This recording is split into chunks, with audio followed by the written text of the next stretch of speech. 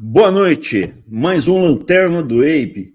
E hoje vamos continuar um assunto sobre um outro prisma que eu, numa lanterna passada, tinha abordado. Essa comunicação não verbal, que é fundamental no relacionamento das pessoas. O ser humano não é um bicho isolado, ele não é o tigre que vive sozinho no meio da floresta. E mesmo o tigre manda sinais o tempo inteiro demarcando o território dele, atrás de recursos, né? Para caça, o território de reprodução, deixando sinais, rugidos e tudo mais. Mas para animais que andam em bando, coletivos, essa simbologia, esses sinais são ainda mais intensos, muito mais intensos. Poderia falar de lobo, poderia falar de cachorro, vamos falar de rato. Rato, o chefe da rataiada manda um mais jovem testar a comida para ver se não está envenenada. É um bicho inteligente, o rato é inteligente. O ser humano, ao longo da evolução, ele foi desenvolvendo sinais sinais verbais, a fala, e sinais não verbais. Desde a etiqueta, boas maneiras basicamente é para evitar violência, como eu já havia falado. Quem vai comer primeiro? Primeiro as damas, tal. Então, os homens, os machos, evitam um esganar o outro. Ou, você na frente, por favor, tal. Então, isso acaba a disputa para quem vai primeiro. Não escutar música alta que incomode o vizinho, não aprontar, não invadir o território do outro para evitar a violência. Essa aqui é o... Ao mesmo tempo, que é o que a gente vai tratar hoje, existe sinais não verbais para demarcar território. Não do indivíduo, do coletivo. O coletivo, essa área aqui é da minha tribo. Essa área daqui é da minha tribo. Ou uma elite, um grupo que toma o poder, começa a mudar de cima para baixo a simbologia e essa linguagem não verbal de dominância. Desde o aperto de mão, que é uma coisa ocidental, né, a continência, né, prestar continência.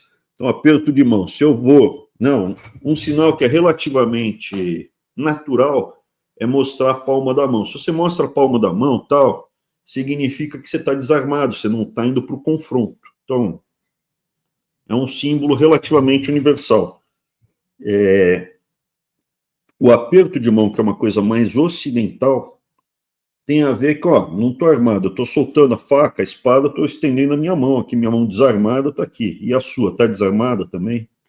Tem alguns grupos, escoteiro é isso, né? O aperto de mão é à esquerda, porque para diferenciar, o aperto de mão é à esquerda, porque diz que você tem que largar o escudo, então você está desprotegido. Então tem toda uma simbologia. A continência, né? De onde vem? Na época medieval, você tinha que levantar a viseira ou tirar o capacete quando você estava se aproximando do grupo para as pessoas reconhecerem quem está, né? Quem está chegando. Uma das linguagens que a gente começou a mostrar é bandeira. A bandeira demarca território. Mas não fica só na bandeira, fica em vários aspectos culturais. Eu queria primeiro falar boa noite, Eric. Tudo bem contigo? Boa noite, Abraão. Boa noite a galera aí os membros, né?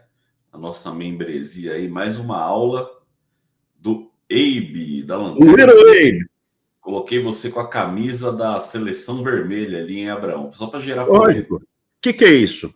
Não, está demarcando território. O que o PT, as esquerdas estão fazendo? Estão demarcando território.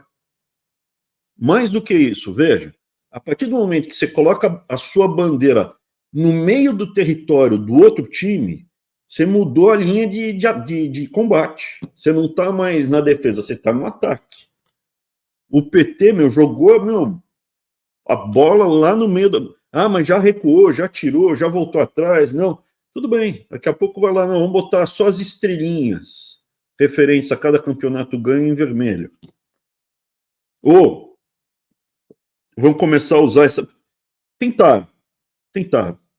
E a discussão foi para o outro campo. Então, essa linguagem não verbal é muito importante. É muito importante. Eu só queria mandar aqui, estou mandando para o Eric um zap, para o Eric, eu esqueci de botar o final, queria mostrar um slide sobre a Terceira Guerra Mundial, confirmando uma coisa que eu falei. Mas vamos lá. Uma das coisas que é muito importante nessa demarcação de território é a forma como as pessoas se organizam fisicamente. O jeito que elas se vestem, o jeito que elas se comportam, o jeito que elas moram. Você está andando num lugar e pá, olha, isso daqui é de tal grupo. Na hora. Eu vou trazer aqui uma apresentação, slide, só provocativo. Vou mostrar algumas fotos e queria, veja, o Eric não sabe de onde é e vocês podem comentar aqui, inclusive. Vocês podem comentar, inclusive, de onde é aqui. Vocês podem comentar para ver se alguém acerta. Isso. Então, vamos lá. Primeiro, onde fica isso daqui, Eric? Onde você acha que é essa imagem daqui? Rapaz, me parece, Chuta. sei lá, Minas Gerais. É um bom palpite. Sacramento, no Uruguai. Rapaz, É a colônia de Sacramento, no Uruguai, onde tinha o quê? A colônia era Brasil-Portugal, né? Era Brasil, né?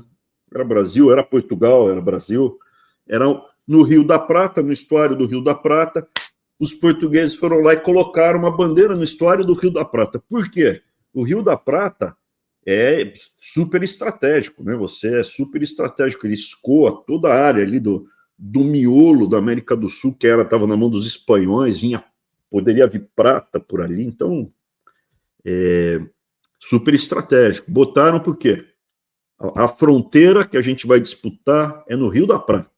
Saiu das Tordesilhas, que ficava em Cananéia, e foi até chegar ao Rio da Prata. E esse daqui, vocês têm ideia de onde é que fica isso daqui?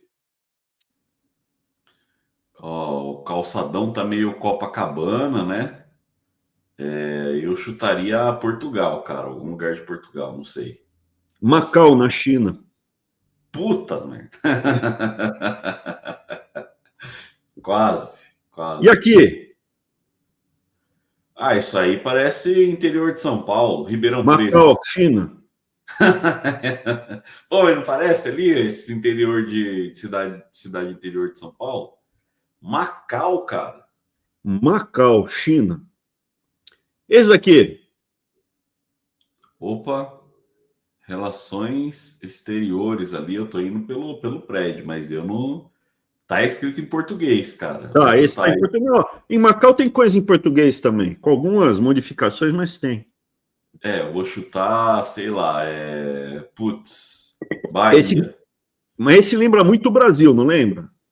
Essa Lembra? construção assim mais modernosa, tal. Luanda, Angola. Puta merda. Aí eu vou errar todas, cara. Aqui também, Luanda. Então, aí eu chutaria tipo Manaus. Isso aí é muito Bahia, ó. Esse próximo aí, amarelo. É muito Bahia isso aí. Cabo Verde. Mas é tudo português, arquitetura portuguesa, né? Tudo português. Ou não é Cabo Verde? Esse eu acho que é Luanda também, desculpa. Esse é Luanda, Angola. E esse daqui? Tem uns tuk-tuk ali, tá vendo? Já sei que é pegadinha, eu chutaria algum lugar da Índia aí. Boa, muito bom, Eric, muito bom. E aqui? Brasil, sei lá. Boa, também Índia. Se você notar, olha aqui o carro, tá vendo? Os carros, é um carrinho diferente, mas da GM, mas do lado é Isuzu. Isuzu é uma marca da Índia, cara. Isso é Goa, cara. Porque eu vi aquele carrinho da GM ali, eu falei, parece um Onix, deve ser alguma coisa do Brasil aí, sei lá, mas... Mas do lado Isuzu, isso aí é Índia. Isso aí é Bahia. Tem muito cara de Certeza, Bahia. né? Salvador. Certeza. Cabo Salvador. Verde. É Cabo Verde. Cabo Verde. É, não dá para chutar E muito, não. aqui? Ouro Preto. Muito bom. Aqui? Posso chutar Ouro Preto de novo? Salvador. Agora Enfim, Aqui? Paraty. Paraty. Vai. Muito bom, Eric. Você é bom de palpite. E aqui? Pô, sou viajado, cara. Aí eu não sei, Rio de Janeiro, São Centro Luís. Velho. São Luís. E aqui? Aí é Salvador. Lisboa. Rapaz, com a bandeirinha da festa junina? Veja, esse mapa daqui acabou cortando Macau, né? Que é lá na China, aqui indo mais para a direita. Mas esse mapa daqui, depois ainda tem ainda a China que aparece. Eu poderia mostrar um monte de fotos, mas o que acontece? Não foi uma violência, mas houve a determinação até da coroa que houvesse uma homogeneização do estilo arquitetônico. Para quê?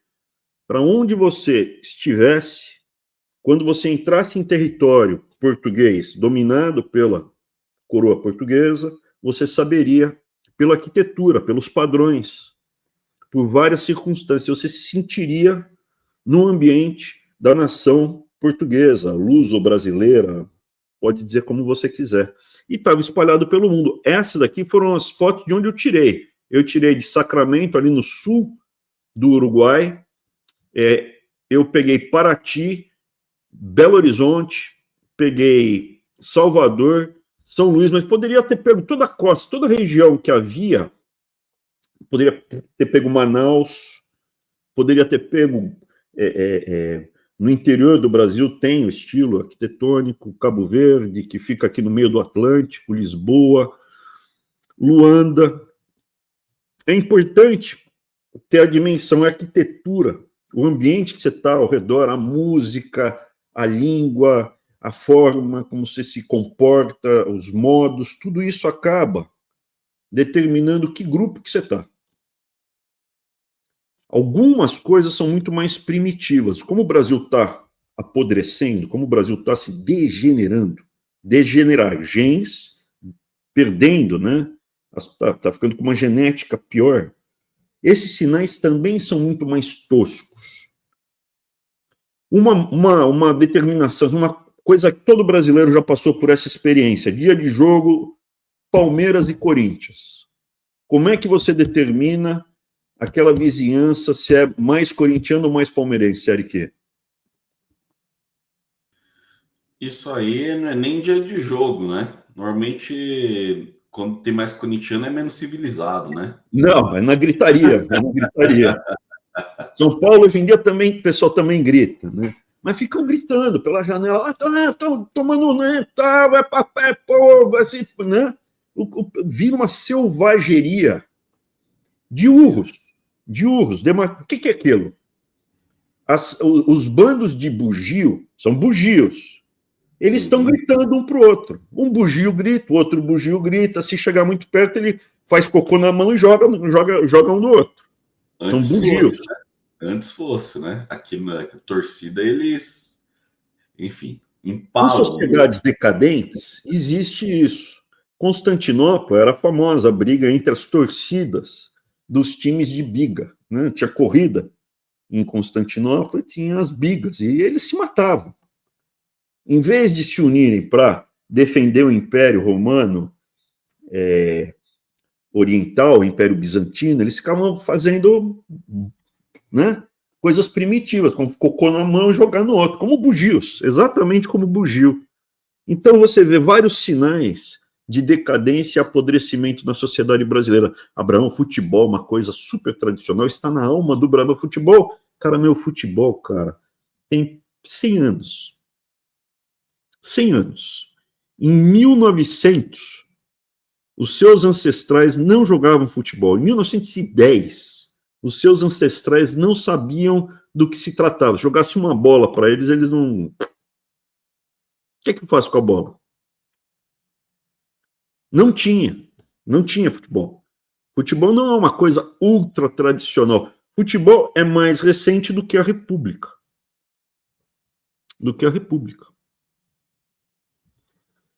Vamos voltar para a apresentação. Então, é importante ter em mente que esse aspecto comportamental afeta muito você, indivíduo. Você não tem como escapar quando todo o seu meio está podre. Não, eu quero ser um alemão no meio da... dá para ser português ou virar português ou se comportar como português em qualquer canto do Império Português. Você vai falar alguma coisa, um patuá, uma mistura de português com... mas bem, até hoje tem gente que fala português em Goa, Macau pouco. Mas você sobrevive muito nesses ambientes. Ele impõe muito na sua essência, o estilo que eles querem que você tenha. É muito difícil você permanecer uma pessoa civilizada numa vizinhança onde todo mundo é maloqueiro. E aqui o maloqueiro, eu não gosto de usar meias palavras. A favela é um ambiente muito ruim. Abraão, como você ousa falar mal da favela? Você não sabe. 10 anos eu trabalhei como voluntário dentro de uma favela. Favela é um ambiente errado. Você tem que urbanizar, derrubar as casas, urbanizar tudo, botar esgotos, né? Dá para fazer, tem país mais pobre que fez isso. Urbaniza tudo e não basta só tirar o favelado da favela. Então, tira o favelado da favela e põe ele numa residência, não precisa ser luxuosa, uma residência com número na porta, calçamento, água, esgoto, luz. Ele tem que pagar a água, esgoto e luz. Se não tiver condição, hoje no Brasil, não falta bolsa, né? Mas isso de gato não pode. E se fizer gato, vai preso. Está roubando? Uma vez, tomou uma apreensão, 2 vezes, a terceira, prisão. Por quê? Porque quem faz gato rouba, compra aparelho celular roubado, compra peça de carro roubado, desmanchada. O ambiente vai te corrompendo.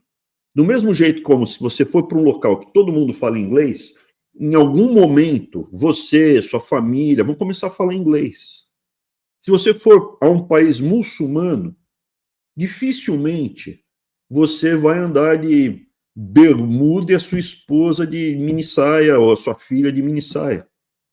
Vocês vão adquirindo características da localidade. Como o Brasil está se favelizando, o favela venceu, mesmo em grupos sociais que não havia o comportamento de favela, de favelado, está todo mundo ficando favelado no Brasil. Essa é a minha percepção. A forma como as pessoas falam, se vestem, tudo. O Brasil está se favelizando. Então não basta tirar o favelado da favela. Você tem que tirar o favelado da favela e tirar a favela de dentro do favelado também. É um processo civilizatório. O som alto, você está demarcando território, você quer entrar dentro da casa do vizinho e passar a mão no bumbum da esposa dele, é isso que vai fazer? O som alto é uma violência que está cometendo. Jogar lixo no chão, pichar a casa pichar o muro, a casa, a propriedade de outra pessoa, tudo isso são atos de violência e demarcação de território, declarações de guerra. É importante as pessoas saberem. Isso são atos de declaração de guerra. Uma pichação, Abraão. Quem nunca? Pois é, criança pequena, você vai favelizando. Criança vai lá, picha, não é arte, é grafite, é demarcação de território. Induz à violência. Induz à violência. E se você engole, você está sendo subjugado, você aceitou o jugo de outra pessoa. Vamos pegar outros exemplos. O que é isso aqui, Arique? Rapaz, parece um templo, né? Um templo religioso, certo? Certo, muito bom. Mas qual? Pô, De que religião? cristã, ortodoxo, talvez. Muito bom. Essa é a Rainha Sofia, que era a catedral, a principal catedral dos cristãos ortodoxos, do Império Bizantino. É o maior domo, gigantesco, enorme. Eu tive o privilégio de entrar, mas eu não entrei nessa época, porque nessa época tinha a cruz no alto do domo, né, a redoma, e não tinha uma coisa que construíram logo após a queda de Constantinopla para o Império Otomano, que são os minaretes. Tira a cruz, põe a lua crescente no alto do domo, no lugar da cruz, e você constrói os minaretes. Para que os minaretes? Você vê de longe, você está chegando numa cidade, está cheia de minaretes, é território de muçulmano. A bandeira mostra isso, de quem é. Mas a bandeira, ela marca menos o território do que a arquitetura. Pedra, tijolo, dura mais do que uma bandeira de pano. Isso aqui é dentro da Rainha Sofia. Então, quando dominaram a Constantinopla, eles cobriram os afrescos, né? Todos os afrescos, né? Então, é tudo dourado, lindo, os afrescos lindos, cobriram e escreveram em cima, né? Alá é grande e tal, escreveram em árabe e tal. Aí tem períodos que vira museu, virou uma mesquita, né? Transformaram a Rainha Sofia numa mesquita. Aí tem momentos que vira museu, ao longo da história vira museu. A Erdogan deu um passo atrás na ocidentalização. A Turquia é muito ocidentalizada, é um país intermediário. Então, a Turquia deu uns passos atrás, transformou em museu, daí tiraram esse piche preto dos afrescos, recuperaram, porque é imagem, né? Não pode ter imagem dentro de uma mesquita, tiraram os afrescos e tal, recuperaram tudo. Aí o Erdogan, no poder, ele retroagiu, transformou de novo numa mesquita e fica... Mas é uma experiência única, é uma coisa inacreditável a Rainha Sofia. Inacreditável. Outro sinal, que não é só cristão, muçulmano, teu vizinho que picha, vai Corinthians, picha a tua casa, não é isso. Por exemplo, você chega numa região e tem estátuas do Buda, é uma região budista. O Talibã, o Afeganistão era budista. O islamismo tem 1.500 anos. Antes, eram outras religiões, aquela região toda tinha judeu, tinha cristão, tinha zoroastrista na Pérsia. O norte da África todo era cristão. O Oriente Médio todo era cristão, pouco de judeu. Essa região aí do Afeganistão tinha budista, tinha zoroastrista. Construíram budas gigantescos, históricos. Quando o Talibã chega, ele dinamita o Buda. Famoso caso. Isso daqui é o Partenon. É o desenho de como era o Partenon durante a dominação muçulmana, porque o Império Bizantino ele caiu e foi substituído pelo Império Otomano. Os turcos, né, tomaram toda a região que era do Império Bizantino, com exceção tomaram toda a região que era do Império Bizantino. E tem essa característica, que você pega os locais importantes, sagrados, e bota o seu símbolo no lugar. No caso dos muçulmanos, eles põem um minarete, que é essa torre alta para sinalizar, aqui que coisa bárbara, que absurdo. Como eles foram fazer isso com o Partenon? Tem um detalhe que é muito interessante, que é o seguinte: o Partenon estava relativamente preservado até a Guerra da Independência da Grécia. A Grécia foi um dos primeiros países a se libertar, inclusive com a participação do Lord Byron, que é um poeta inglês famoso, tal.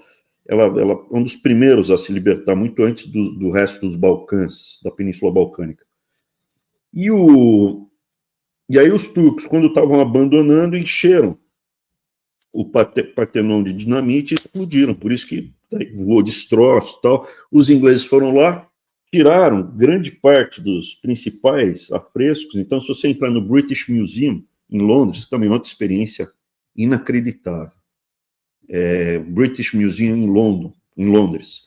Tem a Pedra da Roseta lá. A hora que você chega e vê a Pedra da Roseta, você vê que aqueles as construções, um monte de estátuas lá dos persas, e aí você vai andando e chega no Partenon. O Partenon está lá, essa parte de cima dele está toda lá. É maravilhoso, assim, maravilhoso. Poxa vida, Abraão, esses muçulmanos são malvados, por que eles fazem isso? Explodir o Partenon, botar um minarete em cima do Partenon, só porque a religião o panteísmo grego, a mitologia grega, como é que eles fazem isso? Era um lugar importante, Acrópole. Acrópole é cidade alta, então tinha cidade alta e lá no alto tinha o templo mais importante, que era o templo, o Partenon, né? Aqui é uma inteligência, uma recriação de como era o Partenon antes de ser explodido pelos otomanos, pelos muçulmanos quando saíram. Poxa, Abraão, os muçulmanos são malvados, como eles fazem isso? Tinha que deixar preservado com o templo e tal. Antes de ser uma mesquita, o Partenon era uma igreja. O cristão foi lá e botou, transformou numa igreja, que é um lugar importante, é sagrado, está aqui. Aí o muçulmano vai lá, põe um minarete no lugar da torre, onde fica o sino, com a cruz, põe um... E no final os caras explodiram tudo, né? Que é a recriação antes como estava. Assim como, se você for ao sul da Espanha, em Alhambra, o Napoleão, quando estava se retirando daquela... Ele dominou e ele mandou explodir Alhambra, encher de explodir. O general se recusou, o general dele falou, não vou fazer isso, é errado, não tem por que destruir. Então não destruíram Alhambra. Paris também, a ordem do Hitler era destruir tudo. Falaram, não vamos destruir não. Então, às vezes, se tem sorte, às vezes não se tem sorte. Tem outros sinais que podem ter a ver com isso daí? Então pode. Hoje em dia, você andando pelo Rio de Janeiro, você vai encontrar em cada bairro onde você anda, por onde você vai, sinais do território ocupado. Por quê? Porque a sociedade está se favelizando, já não está mais no morro. Isso daqui já está no bairro, já está no asfalto. A disputa de território no Rio de Janeiro já está no asfalto. E você encontra sinais de quem controla esse território. Tem muita gente que reclama de pagar imposto. Eu reclamo de ser roubado pelo imposto que eu pago. O dia que você não tiver mais Estado algum, a sua casa não é sua casa é do dono da organização criminosa que controla a região. A sua filha não é sua filha faz parte do grupo de mulheres daquela tribo, daquela região, daquele grupo e da pessoa que controla aquilo lá. Vai para uma área controlada pelo crime organizado e vê o que acontece com a tua filha. Se a sua filha namorar um cara que não é do grupo que controla e ela for bonita, é loucura. Uma coisa interessante é que uma das facções lá utiliza a estrela de Davi. Eles se dizem mais religiosos, tal, cristãos, tal, então eles utilizam a estrela de Davi como simbologia da organização deles e para demarcar o território onde eles vivem, né? E o Rio de Janeiro é isso aqui. Ele tá, a expressão é essa, balcanizado, né? São vários estadozinhos controlando diferentes regiões e cada vez menos você tem territórios livres do crime. À medida que a sociedade se desmancha, aparecerão novos donos. É como em filmes distópicos, né? Você pega aqueles filmes Walking Dead, é um filme distópico. O Estado acaba, agora não tem que pagar mais imposto. Não, agora que você vai, não, vai ser esfolado, agora você vai ser muito esfolado. Tudo que é seu, inclusive você está à disposição. Você virou escravo, total, loucura. Então essa visão que, eu não quero pagar IPVA, IPTU, não. Eu quero pagar o mínimo possível e não ser roubado, porque eu preciso ter um Estado para me proteger de grupos criminosos organizados, como hoje tem aí em vários estados do Brasil balcanizados. A exceção é São Paulo, aonde existe um grande grupo criminoso, na minha opinião, amalgamado com o topo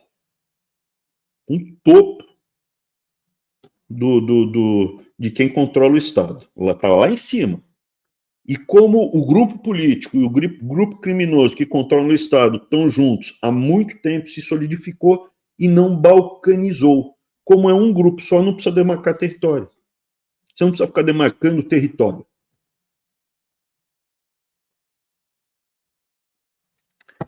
Bandeira, por que a gente está falando de tudo isso? É importante essa simbologia, porque nós faremos o nosso encontro no final de julho.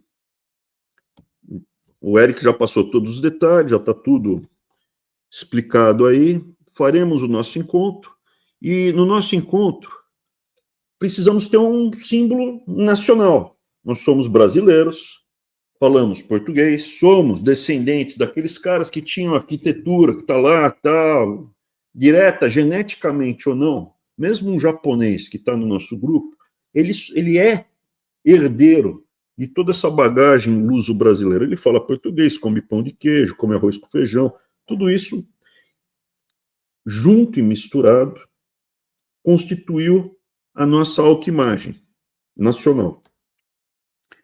Houve uma ruptura, basta ver o seguinte: coco não é originário do Brasil, banana não é originário do Brasil, coco é lá da Malásia, depois da Índia que tem coco, banana é da China. Eu te dou vários exemplos dessa mistura que teve no Brasil, feijão, um monte de coisa, foi sendo amalgamado, sob uma influência maior, óbvia, portuguesa.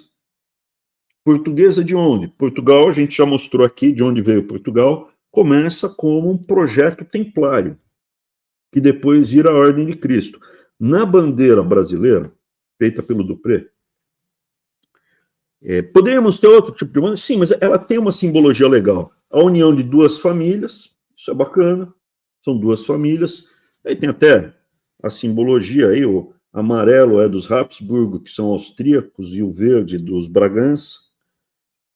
E o símbolo, o escudo do Império, você tem a esfera armilar, que é um instrumento de navegação, você tem a cruz da Ordem de Cristo, que é inspirada na cruz templária, um ramo de café, um ramo de tabaco, a riqueza do país, e a coroa. Você tem uma cruz em cima da coroa e uma cruz no centro da bandeira. Abraão, mas e o Estado laico? Veja, não está obrigando, simplesmente reconhecendo o histórico, assim como esfera armilar. Você não... Pô, Abraão, eu enjoo com dono de balsa. Não, tudo bem, mas o Brasil ele surge num projeto de navegação mundial, de espalhar a fé cristã para o mundo inteiro. O projeto era esse, espalhar a fé cristã para o mundo inteiro. Um monte de pessoas nesse projeto, eu acho que quase mais da metade das pessoas que estavam nas caravelas eram direta ou indiretamente ligadas à Ordem de Cristo, eram templários.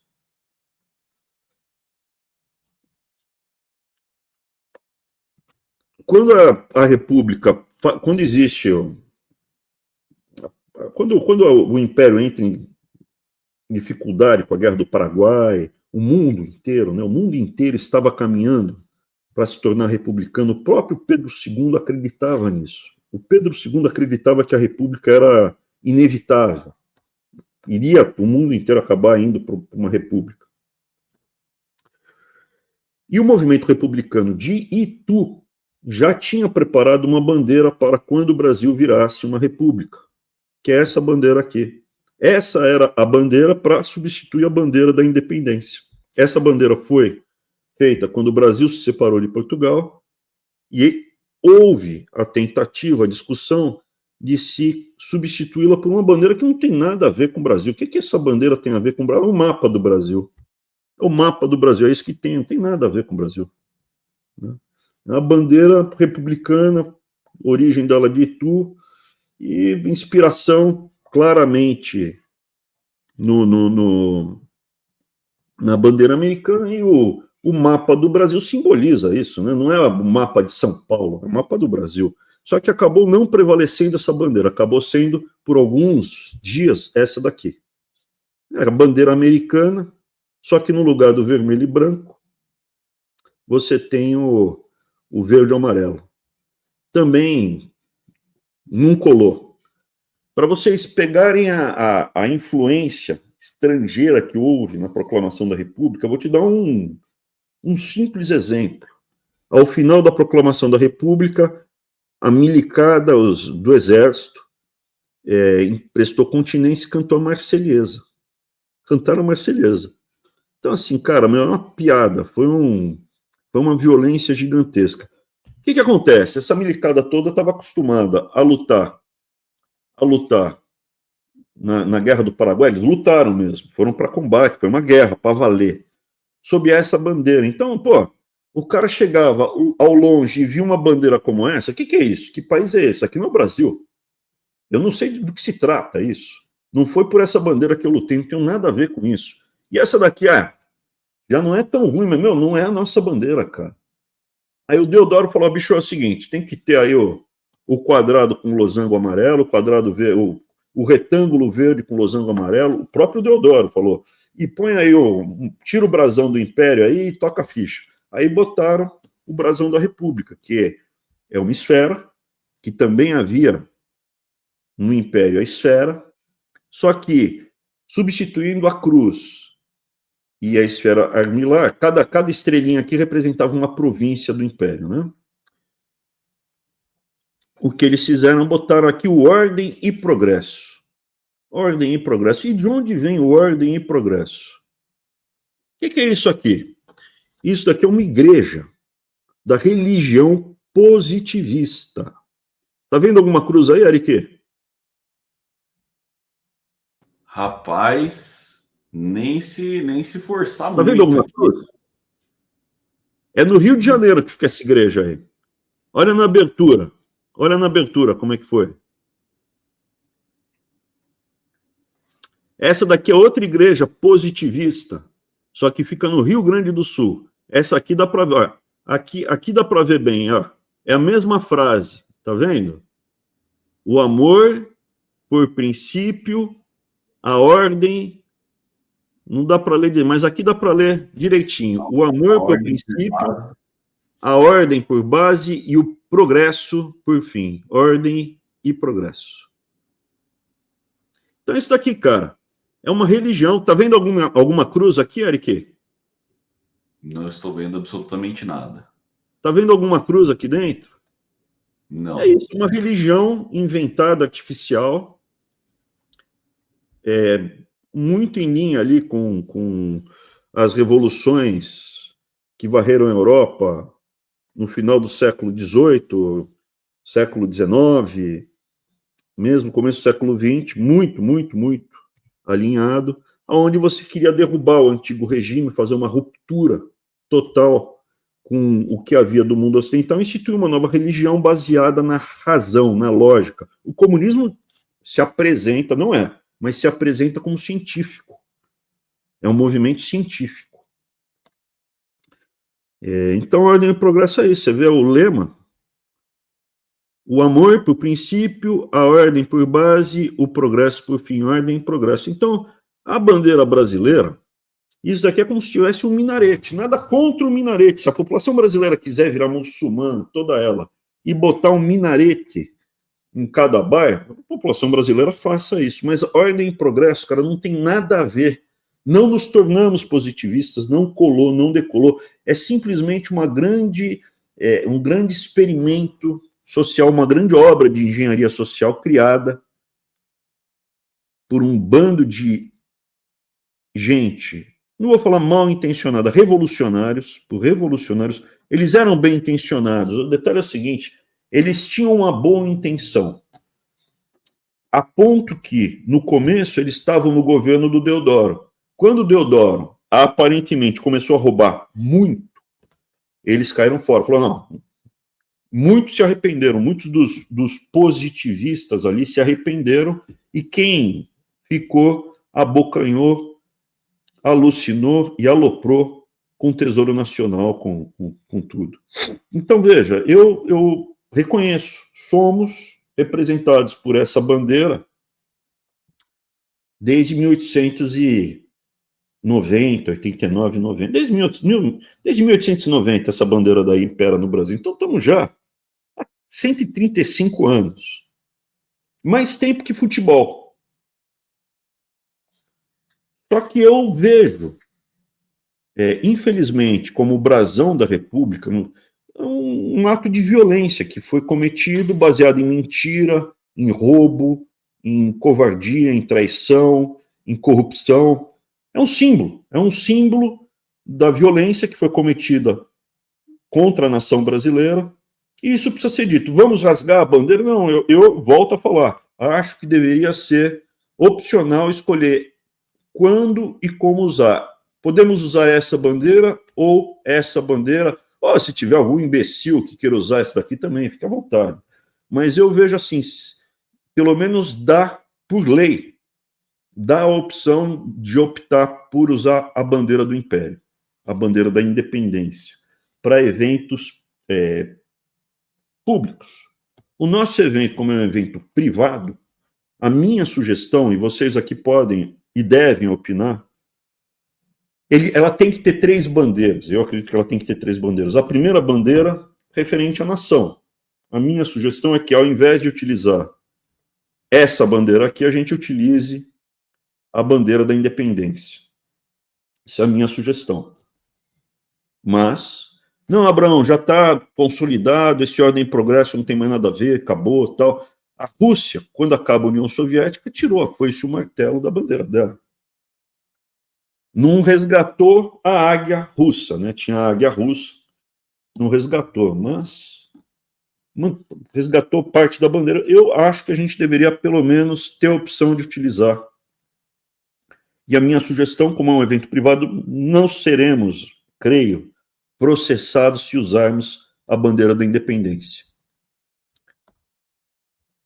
E, além da bandeira nacional, como o evento será realizado numa região da nação, eu, ao invés de usar essa bandeira daqui, do estado de São Paulo, que acabou sendo, como ela micou, ela acabou sendo utilizada como a bandeira do estado de São Paulo, da província de São Paulo.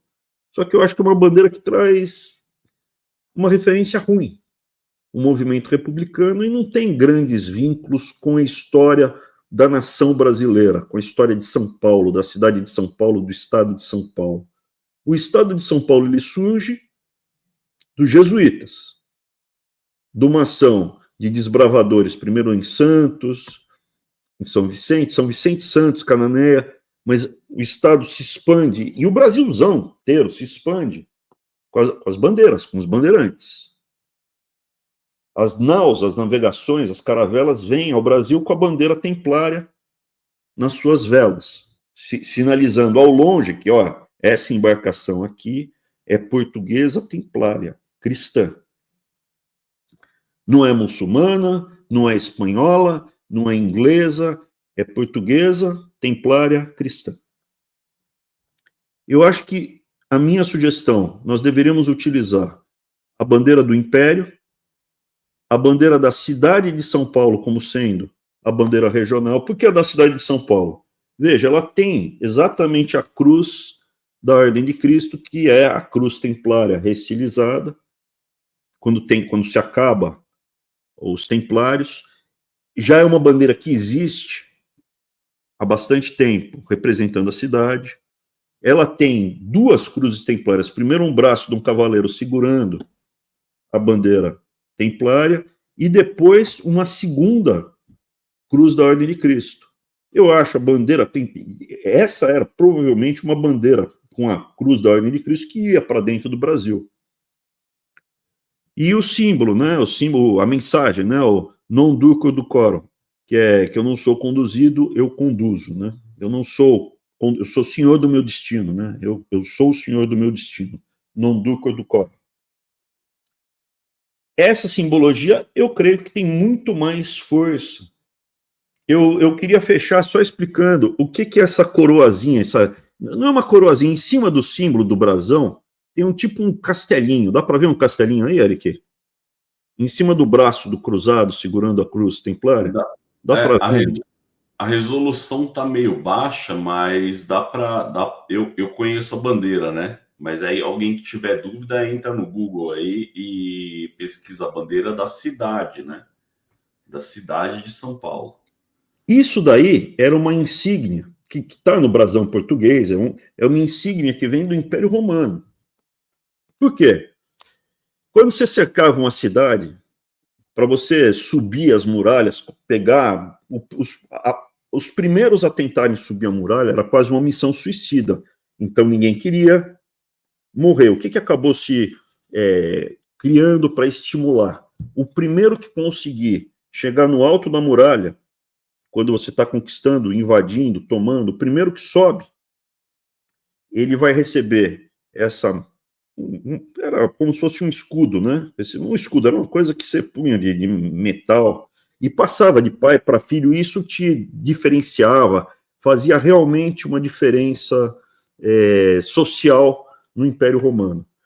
Então é um símbolo que acabou sendo capturado ao longo do tempo pelas ordens de cavalaria, pela nobreza, um símbolo de bravura, de conquista, de força.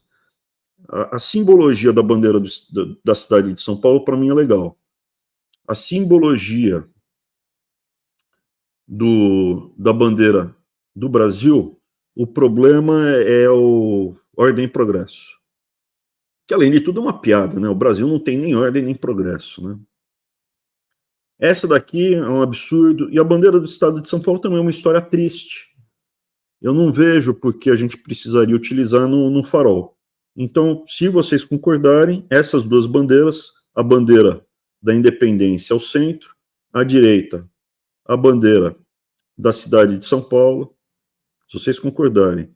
E, por último, à esquerda, a bandeira do Farol da Liberdade, que também tem toda a simbologia. Tem a peça do xadrez, apesar do generecas, do Bolsonaro terem, né, o xadrez 4D, não. Tem a peça do xadrez, que é uma peça do rei, tá um farol estilizado, você tem o círculo em volta, como se fosse a luz que sai do farol iluminando, que ao mesmo tempo a esfera representa o mundo, né? Você pode ver a esfera no Império, a esfera na República, sempre representando o mundo. A esfera do Império representa mais o mundo do que aí. E o nosso, do que na bandeira da República.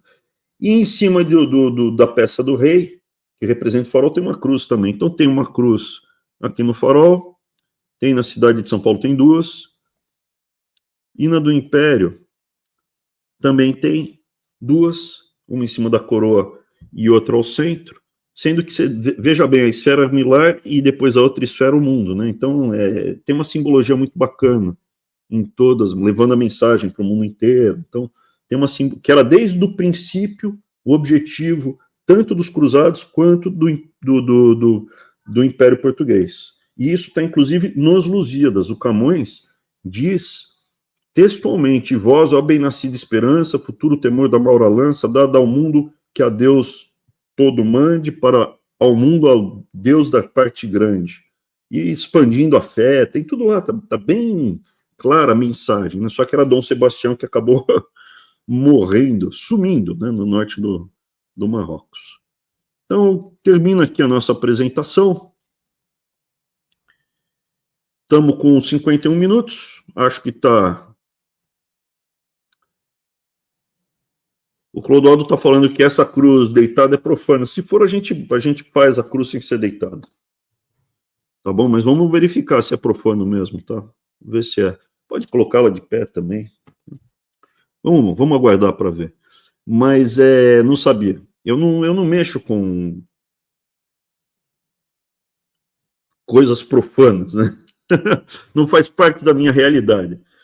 Então eu não conheço essa simbologia. Eu conheço, assim, simbologias de pequenos grupos, grupo supremacista, né? 18, 88, tem uns...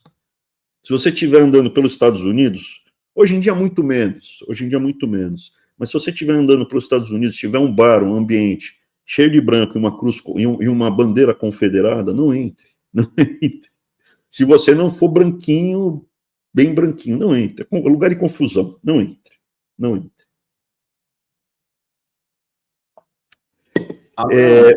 Fala. Tem aquele último slide que você falou que gostaria que fosse, que você mandou no WhatsApp. Não, eu queria dar sequência à discussão da promessa. Eu queria falar também da promessa do farol. Porque já estamos. Então, vou colocar depois de tudo, né? Isso, quando terminar, a gente fala de uma informação que saiu agora, recente, confirmando a guerra, que estamos caminhando para a guerra. Põe, por favor,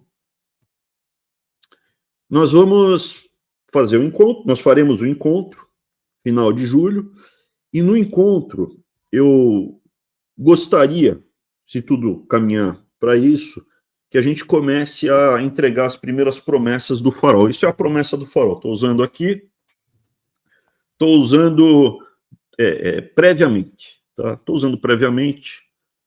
Eu gostaria que houvesse uma pequena cerimônia para entregar, quando a gente instituir a promessa do farol, houvesse uma pequena cerimônia, sem nada para ficar muito pegajoso, nada para ficar muito rebuscado, mas uma pequena cerimônia. Se você puder colocar, por favor, Eric. Isso vai ficar disponível, se vocês concordarem com o texto. Por que a promessa do farol? Pelo seguinte, se é um cara legal num dia bom, é fácil. Você está com um bando de amigos seus, num bar, boca livre, ninguém vai ter que pagar a conta, comendo pizza e tomando chopp. Cara, é difícil alguém ser uma pessoa sacana no momento desse. É nos momentos difíceis que as pessoas se perdem. Não é quando está tudo bem que a pessoa se perde. É quando realmente as coisas começam a ficar tentadoras ou muito ruins, que você percebe a essência de cada um. Até a sua. Você só vai conhecer em momentos de grande tentação. Isso é assim, se você pegar aqui, você pode ficar bilionário ou agora a gente vai te arrancar o topo. E a promessa que a gente quer fazer é para que você tenha um escudo, uma força, uma convicção, não para os dias bons, mas para quando você tiver um dilema, uma grande dificuldade, reforçar a tua convicção de permanecer na trilha correta. Será diante dos grandes dilemas. Ou você perde o emprego, e faz o certo, ou você se corrompe, fica empregado mais 6 meses e depois vão te mandar embora mesmo assim. Então, é em momentos de realmente bifurcação na vida, ou você vai para cá, ou você permanece na trilha. Que essa promessa vai ser útil. Eu tive uma experiência na iniciativa privada, no começo da minha carreira, muito marcante. E eu lembro de ter acordado com a promessa, quando eu fiz... No meio da noite eu lembrei de fazer a promessa dos escoteiros. Acordei do nada, não é que eu me lembrava, do nada eu me lembrei. Então, apesar de ser uma pequena cerimônia de entrega tal, eu acredito que ela é importante para marcar a passagem de um simpatizante do Farol da Liberdade para um faroleiro de verdade. A promessa não é um pacto. Não é um pacto. Você não está preso para o farol, não é um juramento, tá? Mesmo porque Jesus falava para não jurar, apenas falar a verdade. Ela é um compromisso que você fará consigo mesmo, é com você essa promessa, de se manter na trilha virtuosa, de não cair num caminho errado no momento de tentação. É uma aliança que você fará, é um compromisso consigo mesmo e uma aliança com as pessoas ao seu redor, do Farol da Liberdade, perante o Criador, de permanecer na trilha da virtude. A promessa simboliza a passagem desse simpatizante, que todos nós somos simpatizantes até o momento, para um patamar a mais, para faroleiro. Sendo que se você não quiser fazer a promessa, não tem problema nenhum, você pode continuar sendo simpatizante, sem problema, não, se você não for. Isso aqui é um compromisso consigo mesmo e também é um instrumento para a gente poder reconhecer quem é faroleiro. Chegando ao poder, muitas pessoas falam, pô, Abraão, chega ao poder e faz isso, faz aquilo. Cara, se eu chegar ao poder sozinho, é um martírio sem fim que eu vou passar. É uma cruz muito pesada para eu carregar. A chance de sucesso é baixa. Se nós chegarmos ao poder como um grupo organizado, consolidado, com a convicção em permanecer na trilha da virtude, que não vai se corromper, lógico que vai ter faroleiro que vai se corromper, vai ter faroleiro que será subornado, que será ameaçado, mas tudo isso dificulta muito, a gente está filtrando, está selecionando, dificulta muito nós sermos enganados de novo por oportunistas, por malandro, por velhaco, por vagabundo, por rato, por covarde, por mentiroso. Então, é um instrumento, não precisa... Chega no lugar, chegando ao poder, vai ter 5.000 faroleiros. 5.000 faroleiros, eu não vou saber o nome de todo mundo.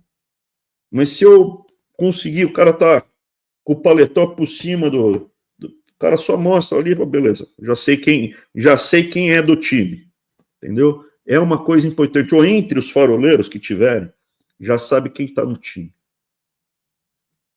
Então, para mim, é um instrumento importante do ponto de vista de organização do grupo e individualmente, nota, a força e o peso de cada faroleiro. Não é um movimento que concentra o poder no topo.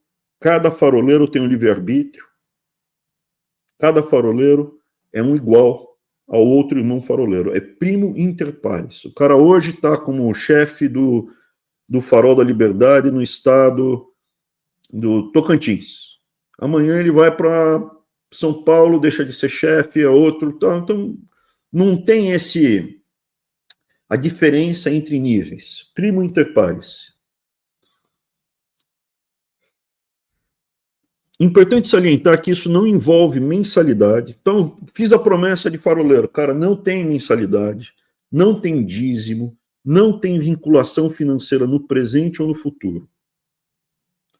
Você não é obrigado a pagar para ser faroleiro. Você está fazendo uma promessa, somos falhos, podemos cair em tentação. Você está fazendo uma promessa de permanecer na trilha da virtude, e caso você dê uma escorregada, pedir perdão, se redimir e voltar para a trilha da virtude. Perfeito? Farol da Liberdade não é uma instituição com fins lucrativos. Não distribuímos lucro, não tem fim lucrativo. É um CNPJ documentado sem fins lucrativos. Você não tem que pagar mensalidade nenhuma, dízimo. Não é igreja, não é movimento religioso. É um movimento civilizatório. E para isso nós precisamos dos faroleiros. Não é meu. Não é uma sociedade secreta. Aqui é tudo aberto, estão fazendo no YouTube, não tem códigos, não tem aperto de mão, nada. Quer ver, filmar, tudo aberto, tudo sem... Não somos um partido político ou um mero projeto do poder, como o MBL falou, somos um projeto de poder, não somos um projeto de poder. O Farol da Liberdade, por si só, já se basta se nós conseguirmos abrir o olho de uma pessoa. Se eu conseguir abrir o olho do meu vizinho, ele por si só, ele já se basta, ele já se justifica. Se eu salvar uma pessoa, a minha existência já está justificada. O Farol da Liberdade é um movimento civilizatório que visa resgatar e defender valores bíblicos. Ou virtudes aristotelianas, virtudes ocidentais e valores bíblicos. Além disso, você, como indivíduo, é o centro desse movimento, sendo uma pessoa livre para fazer suas escolhas de acordo com seus valores e viver com o resultado das suas ações. Se você fizer bobagem, você arca com as consequências das suas ações. O faroleiro não é vítima da circunstância. Eu fiz isso porque eu fui enganado, mas eu fui enganado, eu sou bobo, me engano uma vez, eu não sou burro. O burro é enganado várias vezes. Eu sou bobo. Não sou malandro, sou bobo. Não sou burro. Me enganou uma vez, você que é o que tem que ter vergonha. Me enganar 2 vezes, você não me engana. Eu não sou vítima da circunstância. Eu saio, eu vejo, eu vou, eu tomo risco ou não e vivo com o resultado das minhas escolhas. Eu sou o senhor do meu destino. Eu não sou escravo. Individualmente, o faroleiro é um guerreiro que espalha ao seu redor pelo exemplo. O faroleiro, ele lidera pelo exemplo. Ele dá o exemplo para o próximo. A importância de uma vida virtuosa e juntos, todos nós, faroleiros, somos uma onda transformadora. Quanto maior o grupo, maior será a onda. O dia que formos muitos, é um tsunami que vai varrer o Brasil. Cada um de nós é uma luz. Cada um de nós tem uma lanterna. Juntos, todas as nossas lanternas juntas, somos o farol. Farol da liberdade. Para se tornar faroleiro, é necessário, primeiro, manifestar explicitamente seu desejo de se tornar um de nós. Ter pelo menos 6 meses de engajamento direto. Estou aqui no farol participando, tal, há 6 meses. E direto e atuante, além de ter uma vida limpa. Então, veja, não, chega aí, sei lá, a gente descobre que tem um aí que é de um movimento, de um grupo criminoso, ligado num esquema, tá fora. Não pode. Então, ele se arrependeu, ele pagou realmente, ele realmente se arrependeu. Eu acredito no perdão. Eu acredito no arrependimento, no perdão, tal, não sei o que lá. Aí a gente julga, né? Se realmente se arrependeu, se a pessoa mudou, tal. A gente julga, mas tem a vida limpa. Então, não tem espaço nenhum para falsa direita, tipo Steve Bannon ou Elon Musk, que fazem o sinal nazista. Sieg Heil. Não tem, não pode. Não tem espaço para Valdemar, Bolsonaro, Temer, Kassab, MBL.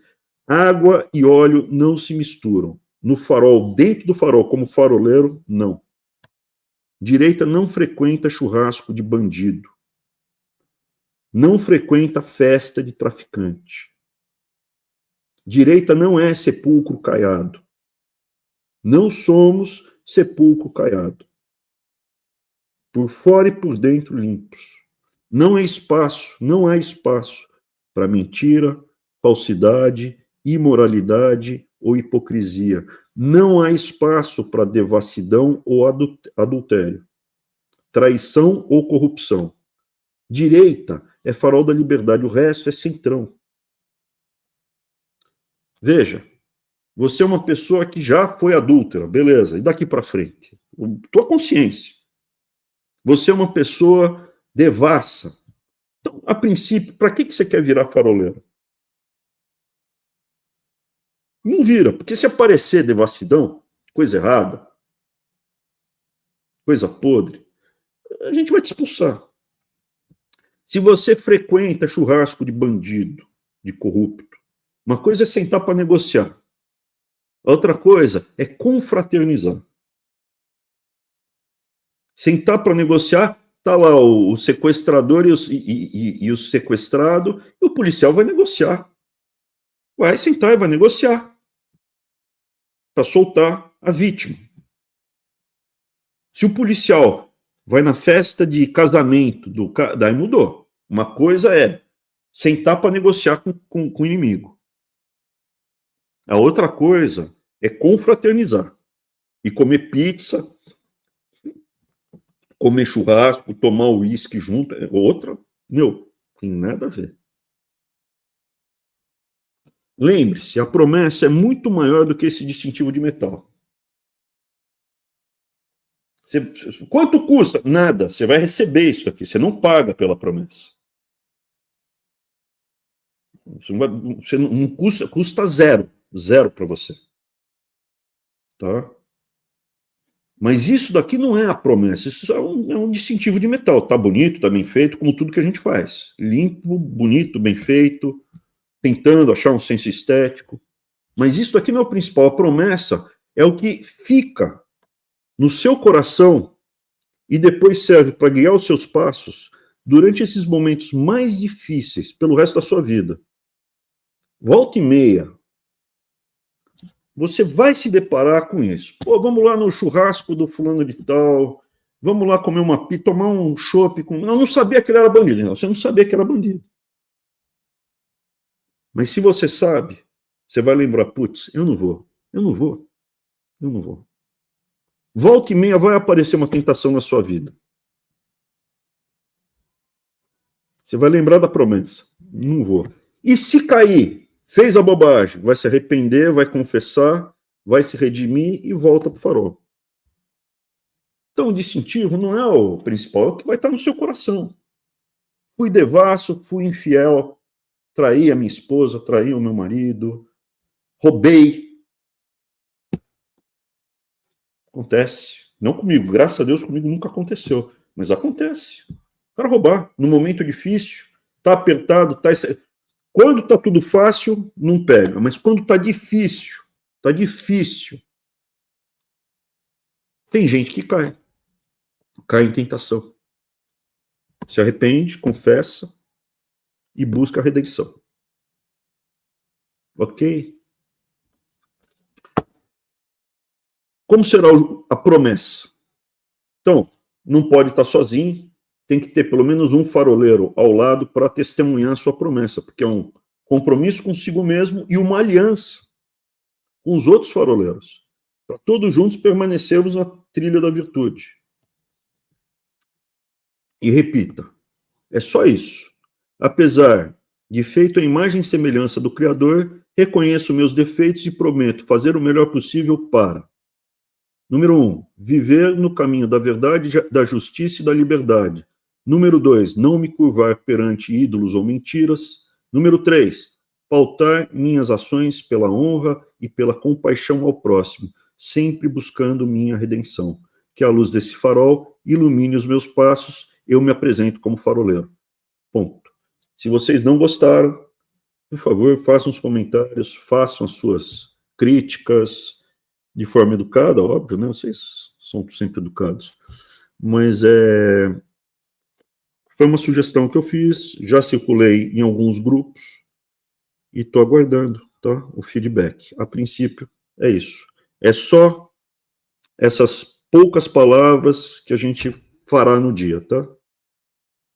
Se vocês concordarem. Acabou. Beleza, Abraão. Então, até importante, porque todo mundo que está aqui já é membro, né? Então, você deve ter algum grupo do WhatsApp. Se quiser discutir, a gente está aberto a ouvir sugestões, etc., né? Mas a base é essa aí. E tem aquela outra notícia que você quer comentar? Ou você quer falar mais alguma coisa da promessa antes da gente falar da notícia? Não, é bem rápido. Põe a notícia, por favor. Vocês lembram que tinham falado da importância da indústria siderúrgica e da indústria de automóveis? Aí, ó. O rearmamento da Europa já começou. Uma fábrica da Volkswagen na Alemanha está sendo transformada para produzir material militar e para a produção de automóveis. Então, é isso. A indústria automotiva é importante porque ela é base da indústria bélica. E a siderúrgica também. Então, essas duas, junto com as redes sociais, estão no centro da preparação da guerra, com o prazo aí estimado 2030. Então, não é que a guerra vai estourar em 3... Pode ser que voem mísseis daqui a 3 meses. Pode ser, não descarto. Muito pouco provável. Guerra começa a entrar em operação, eles estão trabalhando com 2030. Se postergar para 31, 32, é melhor até. Por quê? Porque daí a população chinesa já começa a envelhecer muito rapidamente. O tempo está contra a China, contra a Rússia. A Rússia eles estão tentando trazer para o... Estão trazendo. A Rússia vem para o Ocidente. A estratégia está muito clara. Repetiu o que foi feito na Guerra Fria. Grande esforço armamentista para estrangular a economia do adversário e dividir. Na época, China e União Soviética estavam juntos, trouxeram a China para o lado dos Estados Unidos. Henry Kissinger fez isso. E a Rússia ficou sozinha. Aí, gasto militar. E a Rússia não aguentou, abriu o bico. Então, para mim, está bem. As tarifas, vai ter aumento, recuo, aumento, recuo, aumento, recuo, porque o objetivo já está claro, olha, vai subir tarifa, a gente vai utilizar, quero automóvel, quero siderurgia, aqui em solo americano. E se bobear, eu peço uma outra coisa aqui também. Precisamos produzir o que será usado na guerra em solo americano, aqui. Não posso depender de linha de suprimento, lembra? A Grã-Bretanha acabou de pegar a última siderúrgica que ainda funcionava no Reino Unido, que os chineses tinham comprado e, ó, na boca pequena iam desligar o alto-forno e ia rachar. Se você desliga o alto-forno, acabou. Ele estraga. Ele tem que ficar ligado 24 horas. Tá bom? Então, é isso. Acabou por hoje, gente. Ó, 1h13 minutos. 1h13 minutos. Acabou por hoje. Vamos para as perguntas. Beleza, Abrão. Agradecer a todo mundo que veio aí. Pessoal, deixa o like para a gente saber quantas pessoas estão passando por aqui. E é isso, Abrão. Domingão, vamos fazer as perguntas aqui, né? Tem bastante pergunta hoje, bastante comentário. Estou à disposição. Então, vamos lá. Não sou o dono da verdade, eu sou escravo da verdade. Eu me sujeito à verdade e busco a verdade. Essa é uma sugestão. O farol não é meu. Vocês escutem, vejam, ponderem. Já existem vários exemplos, várias iniciativas. Impeachment do Lula, o processo de progressão de pena para o regime aberto. São coisas que vocês estão fazendo aqui. Um monte de ações, informações que vocês pegam nas redes, estão circulando. Cara, vocês estão fazendo... O farol já está voando sem a minha presença. Há 2 anos atrás, logo depois da eleição, se eu tivesse, eu e o Eric, se o Eric tivesse saído, caramba, acabou, né? Hoje, se eu pegar e ficar fora um mês aí o farol tá rodando, tem grade de programação, informação, já está muito robusta a parte ideológica. Então, eu estou muito satisfeito, gente, muito satisfeito. Não adianta crescer nesse momento sem ter uma coluna vertebral forte.